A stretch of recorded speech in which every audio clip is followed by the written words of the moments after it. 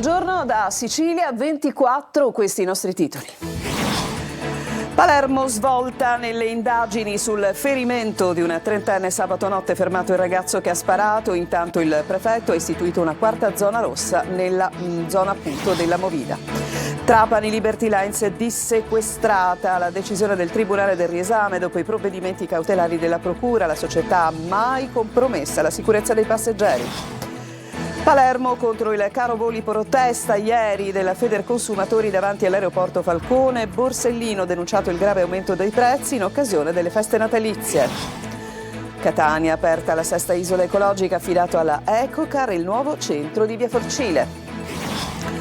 Aprono due librerie in centro storico a Catania, alla guida, due 35enni con tanti sogni dicono qui si respira cultura.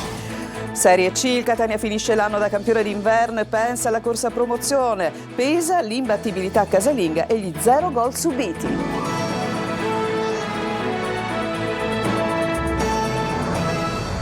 Ancora ben trovati, donna ferita a Palermo, il 21enne accusato di avere appunto colpito la donna con un fucile è stato arrestato dalla polizia, ma il colpo, così ha dichiarato, sarebbe partito accidentalmente il servizio. È stato incastrato dalle telecamere di Piazza Nascé e dalle testimonianze della vittima e di un'amica. Per gli investigatori a sparare e ferire Valentina Peonio, 33 anni, raggiunta da un colpo di fucile da caccia caricato a pallini, è stato Giuseppe Calì, 21 anni, palermitano di Borgonuovo. Il giovane avrebbe detto agli investigatori di non aver avuto la volontà di premere il grilletto e che si sarebbe trattato di un incidente. È ora accusato di detenzione d'arma clandestina, lesioni, omissione di soccorso e spari in luogo pubblico. Secondo quanto hanno ricostruito gli agenti della squadra mobile, la vittima, insieme ad un'amica, aveva visto il fucile dentro l'auto e per questo aveva accelerato il passo verso la propria macchina. Il ventenne ha imbracciato il fucile per mostrarlo alla ragazza che era seduta con lui in auto quando è partito un colpo. Avendo visto la donna ferita, il giovane le è corso incontro e le ha chiesto scusa. Poi è salito sulla sua Smart ed è fuggito con l'amica. Il giovane, preso dal panico, avrebbe sotterrato il fucile in un terreno vicino casa. È stato lo stesso ventenne ad indicare la zona dove si trovava l'arma presa in consegna dalla scientifica per i rilievi. La notizia dell'arresto è stata accolta con sollievo dal sindaco La Galla, secondo cui per le zone rosse già attivate i dati disponibili indicano un calo dei reati ed un apprezzamento diffuso da parte di cittadini e operatori commerciali. Il primo cittadino di Palermo ribadisce però che di fronte a dinamiche così complesse non esiste una condizione di sicurezza assoluta. A Caltanissetta i carabinieri hanno arrestato un 32enne maliano per violenza sessuale. Secondo l'accusa l'uomo, senza fissa dimora, è stato bloccato dai militari dell'Arma poco dopo aver tentato di abusare di una studentessa di 23 anni, aggredendola mentre camminava da sola in una strada del centro della città. La vittima è riuscita a divincolarsi, a chiedere aiuto a una pattuglia di carabinieri della zona. I militari dell'Arma hanno trovato il presunto autore della violenza vicino al luogo dell'aggressione, lo hanno arrestato e portato in carcere. Il GIP di Caltanissetta ha convalidato l'arresto e ha disposto la scarcerazione dell'indagato con divieto di dimora nel capoluogo nisseno. Il Tribunale del Riesame di Trapani ha disposto il dissequestro della Liberty Lines accogliendo il ricorso presentato dalla compagnia di navigazione. Con la decisione del riesame la società riacquista la disponibilità e autonomia nella gestione delle attività. L'inchiesta coordinata dalla Procura di Trapani è partita da accertamenti su presunte avarie ai mezzi navali durante la navigazione nel periodo compreso tra il 2021 e il 2022. Secondo l'ipotesi dell'accusa, tali anomalie non sarebbero state dichiarate per evitare la revoca dell'appalto regionale o il blocco dei pagamenti con il possibile scatto di penali. A vario titolo vengono ipotizzati i reati di frode, truffa, corruzione e attentato alla sicurezza. Il provvedimento di dissequestro arriva a 2 giorni dalla decisione del Tribunale del Riesame di Palermo che aveva annullato 6 delle 7 misure cautelari personali disposte nell'ambito della stessa indagine. La Guardia di Finanza di Palermo in 2 diverse operazioni ha sequestrato 1 milione di addobbi natalizi riportanti il falso Made in Italy e 8 quintali e mezzo di botti illegali. 2 persone sono state denunciate. Il sequestro degli addobbi natalizi è avvenuto in un centro commerciale di Carini, noto anche per le promozioni sui social di tali prodotti a basso costo. I finanziari hanno accertato come luci decorative, accessori per gli alberi di Natale, palle di Natale, stelle filanti e altri addobbi erano privi di ogni standard qualitativo e di conformità previsti dalla legge a tutela dei consumatori. E ieri all'aeroporto Falcone Borsellino il sit-in contro il caro voli. Sentiamo. Anche 600 euro per tornare in Sicilia in occasione delle festività natalizie. Il caro voli incombe e incide sul portafoglio dei tanti siciliani che vogliono tornare nell'isola. Davanti all'aeroporto Falcone Borsellino di Palermo, questa mattina un sit-in di protesta da parte dell'associazione Nunzi Party, insieme a Federconsumatori Sicilia. È impensabile spostarsi nel nord d'Italia sprecando ben 2 giorni per viaggio. Qui non c'è un vero mercato libero e effettivo, bisogna coniugare le esigenze costituzionali di rispetto del mercato libero. Tratte particolari per tornare in Sicilia e risparmiare sul prezzo del biglietto. Fuori misura, 500-600 euro, o addirittura andare incontro a viaggi che sono di sé. Un ragazzo che conosco ha dovuto affrontare un viaggio da Torino, ha fatto scalo a Budapest e poi è tornato a Catania. È una situazione inaccettabile. Purtroppo ogni anno è così, ma non solo a Natale, anche ci sono altri periodi festivi dove i prezzi vanno alle stelle, a meno che non si compra molto prima. Una situazione che costringe molti giovani immigrati siciliani a fare sacrifici per mesi pur di tornare a casa o addirittura a rinunciare al rientro per mancanza di risorse economiche. È una situazione inaccettabile. Approvata la finanziaria regionale, quindi siamo alla politica, adesso la maggioranza pensa a un rimpasto per poter superare l'ultimo anno e mezzo, poco più di legislatura. Maglio Viola. Torna a soffiare vento di rimpasto alla regione siciliana. Approvata la finanziaria, il centrodestra deve infatti fare i conti con le liti apparse ormai evidenti dentro la coalizione di governo nelle 2 lunghi notti di trattative. Di rimpasto in realtà si parla ormai da tempo, sul piatto ci sono i 2 posti vacanti dopo la decisione del governatore Renato Schifani di far fuori gli assessori dell'ADC per effetto dell'inchiesta che ha coinvolto il segretario nazionale di quel partito, Totò Cuffaro. Ma sul piatto c'è anche la richiesta avanzata più volte dagli alleati di chiudere la stagione degli assessori tecnici e dar vita ad una giunta interamente politica.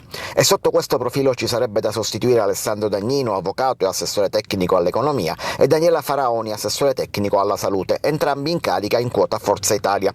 Almeno 4 i posti da coprire dunque, anche se il rimpasto potrebbe riguardare anche il cambio di alcune deleghe fra assessori in carica. Insomma, mezza giunta potrebbe essere messa in discussione. Chiede con forza l'azzeramento totale dell'esecutivo invece Cateno De Luca, che ha cambiato passo nel suo sistema di fare opposizione, ma sta dialogando con la maggioranza è pronto ad un accordo con quel che resta della Democrazia Cristiana.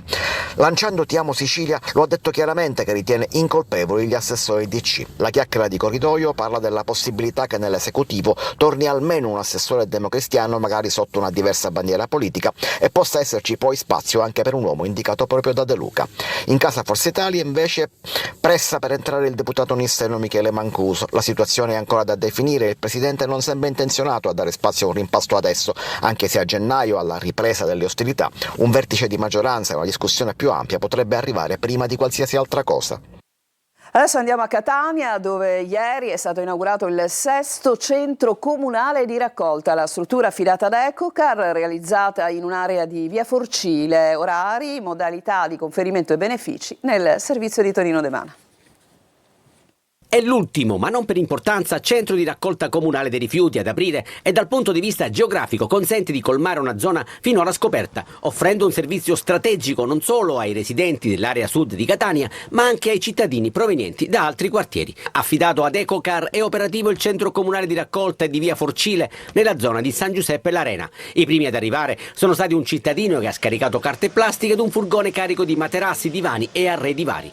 Lo vedete in queste immagini mentre vengono riversati nello scarrabile. L'importanza di questo centro di raccolta nelle parole di Benedetto Diana, referente Ecocar. I benefici per gli utenti catanesi sono uno di potersi disfare in qualsiasi giornata di apertura di pressoché tutti i rifiuti domestici, perché noi qui non prendiamo solo tipologie tra virgolette un po' fuori dall'usuale, ma anche quelle che normalmente si raccolgono con la raccolta a domicilio, ad eccezione dei rifiuti indifferenziati ovviamente e anche dell'organico, però le altre tipologie si possono portare tutte. Poi il centro nasce principalmente per poter conferire gli ingombranti, per poter conferire mobili di vario genere, batterie, pile, toner, tutto questo tipo di rifiuti qui. E il vantaggio, oltre alla comodità, è anche quello di poter usufruire di uno sgravio sulla Tari che è pari a 7 centesimi al chilo, non sull'intera cifra, non è che diventa gratis, però si può arrivare a uno sconto anche abbastanza importante. Il centro è aperto al pubblico da lunedì a venerdì dalle 9:30 alle 15:30 e il sabato dalle 9 alle 13. Adesso ci fermiamo, c'è una pausa, torniamo tra poco, andremo ancora a Catania per mostrarvi l'apertura di 2 nuove librerie. A tra poco.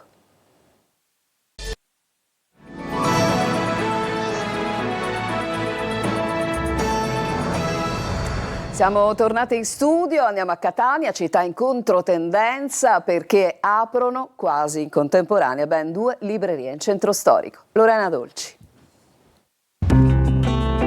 Uno ha scelto la luce verde, simbolo del futuro del grande Gatsby. L'altro ha rilevato un'antica libreria destinata a chiudere.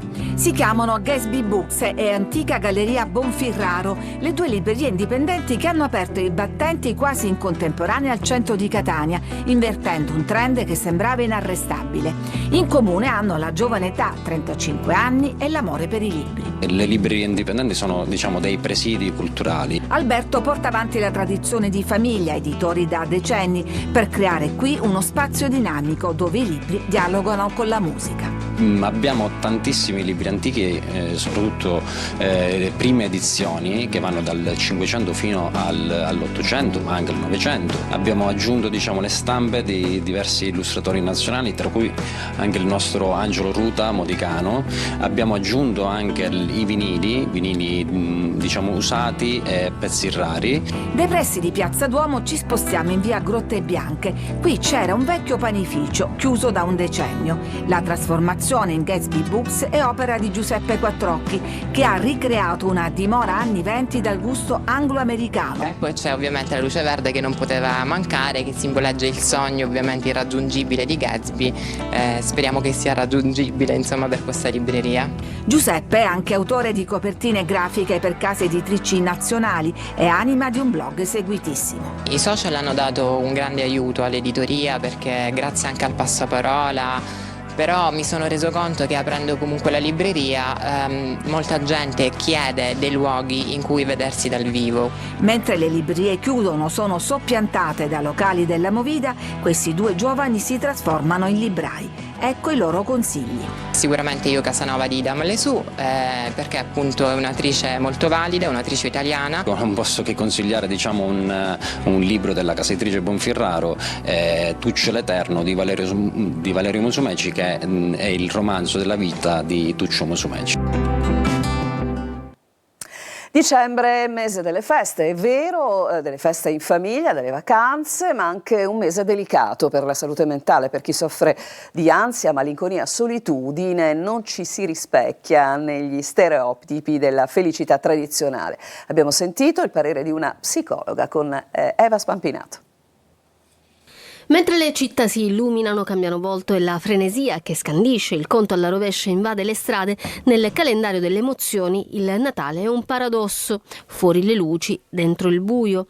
È la zona d'ombra delle feste, quella che nessuna cartolina o storia su Instagram mostra, ma che ogni anno cresce silenziosa, come confermano anche le statistiche. Si chiama Christmas Blues e non è una depressione a tutti gli effetti, ma una forte sensazione di malinconia, ansia, solitudine che si acuisce felice proprio nel mese di dicembre. Il Natale è per sua definizione la festa delle famiglie, la festa della gioia, la festa della felicità e soprattutto dell'unione. Le cause sono tante: chi vive la perdita di una persona cara, chi affronta la solitudine, chi subisce pressioni economiche o sentimentali, chi sente forte l'obbligo di mostrarsi felice e chi deve confrontarsi con i conflitti di famiglia e i parenti serpenti. E quindi chi non è felice, chi non è contento della propria vita, è chiaro che sente ancora di più il senso della solitudine. Natale, secondo me, oggigiorno si sta anche modificando, cioè non è più la festa delle grandi famiglie allargate. Spesso i figli vivono fuori per lavoro, non scendono per Natale per motivi vari, e quindi le famiglie in qualche modo stanno ritornando ad essere un po' più nucleari. Il Natale non deve essere per forza allegria obbligatoria, può essere anche una tregua, un momento per prendersi cura di sé, accogliendo anche la malinconia. Si può provare forse a costruirsi un proprio Natale, costruirsi dei propri rituali, organizzarsi una giornata in qualche modo che possa comunque trascorrere serenamente. Ci fermiamo ancora, c'è una pausa e poi torniamo con il calcio.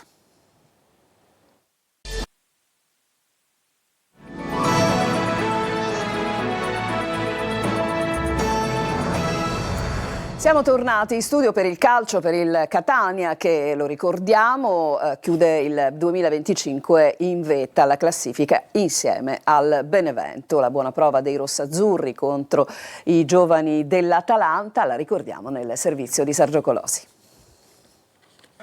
Benevento chiama, Catania risponde. Pioggia e Atalanta Under 23 non fermano la corsa della squadra di Toscano, che torna a vincere con merito ed è campione d'inverno insieme ai campani. Un testa a testa Salernitana e Cosenza permettendo, che troverà una sentenza nel girone di ritorno. Catania brillante contro un avversario spavaldo con qualità, nel contesto di una gara bella ricca di emozioni, parate e colpi di scena come i due legni rossazzurri. Lunetta si conferma fattore determinante. Da un suo inserimento nasce rigore trasformato dall'ex di giornata Caleb Jimenez. Il talento milanese, più ispirato del solito, firma il raddoppio nella ripresa scoprendo qualità da opportunista. La doppietta rilancia il tema del suo futuro. L'appuntamento è rimandato ovviamente dopo le feste, siccome ci godiamo le feste in famiglia e poi si ritorna a fare sul serio. Il dato che passa alla storia è che questo Catania al Massimino nel girone d'andata non ha mai preso gol. La striscia positiva prosegue anche nella domenica in cui manca per squalifica il perno centrale di Gennaro, ma in panchina c'è un'altra squadra di titolari, vera forza di un Catania in piena corsa per la B. Con questo servizio si chiude questa edizione di Sicilia 24, grazie a tutti voi per averci seguito, il telegiornale tornerà nella prossima edizione alle 14, vi lascio adesso alla rassegna stampa.